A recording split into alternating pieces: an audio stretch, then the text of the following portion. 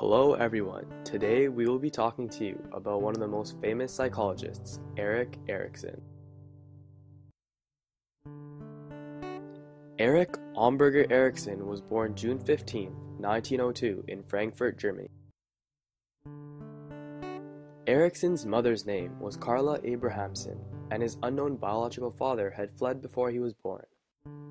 Erikson's mother married his Jewish pediatrician, Theodor Homburger, and they all moved to Karlsruhe in southern Germany. Erikson had a great interest in art and spent time traveling to Europe, after which he studied psychoanalysis and earned a certificate from Vienna Psychoanalytic Society.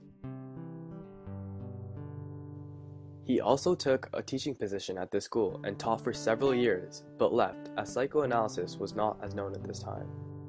He then moved to Boston, Massachusetts, where he worked at Harvard Medical School as America's first child analyst.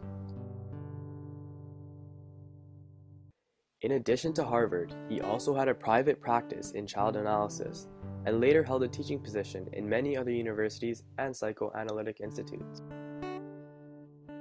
Erikson also published many novels, including Insight and Responsibility, Childhood and Society, and Youth, Change and Challenge. But what did Erik Erikson do to contribute to psychology and make him such a known psychologist? One of Erikson's greatest contributions was his theory of psychosocial development, which is a development chart that looked at a person's entire lifespan. This theory of Erikson's basically says that in order for a person to get to the next stage, they would have to complete the stage prior, and completing all of these stages would result in a healthier personality and acquisition of basic virtues. The first stage is trust versus mistrust, and this is when the baby either develops trust in their caretaker or will grow to view the world in a negative manner. The next stage is autonomy versus shame and doubt, and this is when children either gain a sense of independence or a sense of shame due to lack of independence. The third stage is initiative versus guilt, and this is when kids develop a sense of initiative and responsibility, or a sense of guilt for the initiative that they take. The fourth stage is industry versus inferiority, and this is when the child either develops good work habits or feels inadequate due to bad learning experiences. The next stage is identity versus role confusion, and this is when teens may have an identity crisis and question their life goals and may either create their own identity or have a role confusion if they cannot. The last three stages are all about strengthening our identity and having a positive life to look back on. Erikson's other major contribution to psychology was his theory of the identity crisis.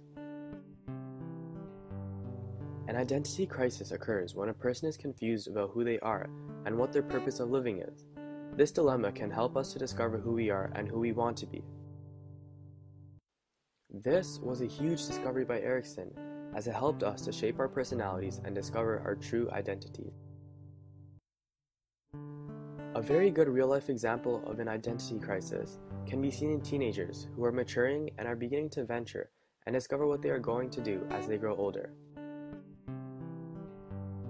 Role confusion can also be prominently seen in teenagers, as they are pushed to pursue a career told to them by parents or teachers.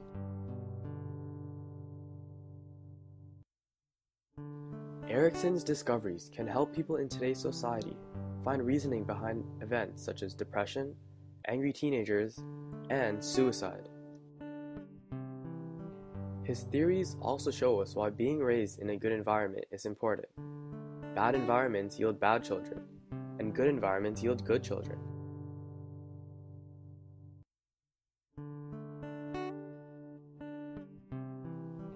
Although Erikson had very credible discoveries, there were some biases around his studies. His theories were based on his own personal life and what he believed, and his psychosocial development chart is very broad and open to what people interpret it as. We would like to thank you all for watching our presentation, and we hope you enjoyed it and learned something new. Now, let's move on to our game. Hello everyone, today we will Created using PowToon.